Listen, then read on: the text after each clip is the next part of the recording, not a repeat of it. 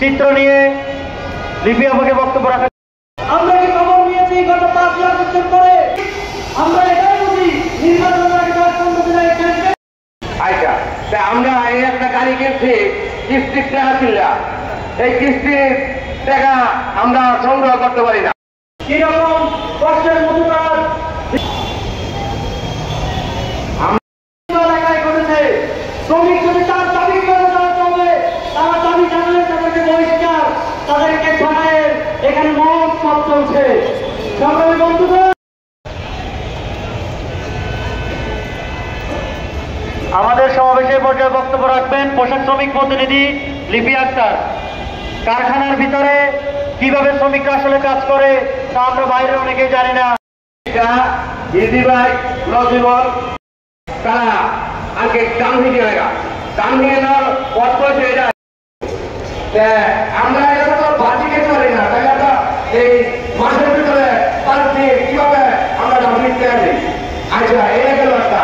এই নারীর ট্যাক্স দিতে আছে, পয়সার ট্যাক্স দিতে আছে, ভ্যাটারির ট্যাক্স দিতে আছে, সব কিছু ট্যাক্স দেয়। এই 10 বার পড়ছি আর একটা পর পড়া রয়েছে, এর পরে অবৈধ, এর পরে অবৈধ, এর পর চলবে, সব কিছু চলবে ইনশাআল্লাহ।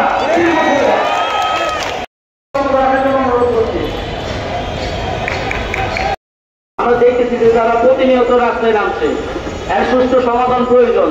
এই সুষ্ঠু সমাধান প্রয়োজন আমরা ভোগ করেছি বলেই আমরা চাকরিদের শ্রমিকদের যে দাবিগুলো আছে তার সুষ্ঠু পন্থায় সমাধান হোক। রাস্তা আটকানো তাদের শেষ পর্যায়ে গিয়ে তাদের রাস্তা আটকায়, কারণ তারা দেখতেছে তাদের হাতে কোনো সমাধান নেই, এই জন্য রাস্তা আটকায়।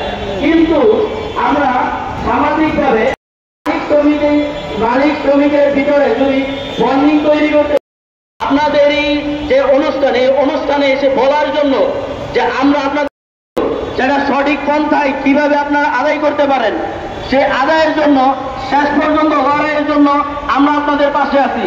হকার ভাইরা আছে, তাদের উদ্দেশ্যে বলতে চাচ্ছি, আপনাদেরকে হয়তোবা কিছুদিনের মধ্যেই পুনর্বাসনের ব্যবস্থা করে তারপর যে উৎখাতের কথা আপনারা শুনতেছেন, এর আগেই কিন্তু পুনর্বাসনের একটা প্রক্রিয়া আসবে। পুনর্বাসন প্রক্রিয়া হওয়ার পরে আপনাদেরকে উচ্ছেদের যে ভয়টা আপনাদের ভিতরে কাজ করতেছে, হয়তোবা এই উচ্ছেদের ভয়টা কাজ করবে না। আপনারা হয়তোবা ভাবতেছেন যে আমাদেরকে যদি রাস্তা থেকে উঠিয়ে দেওয়া হয় তাহলে আমার সংসারটা কিভাবে চলবে, আমরা কিভাবে চলবো।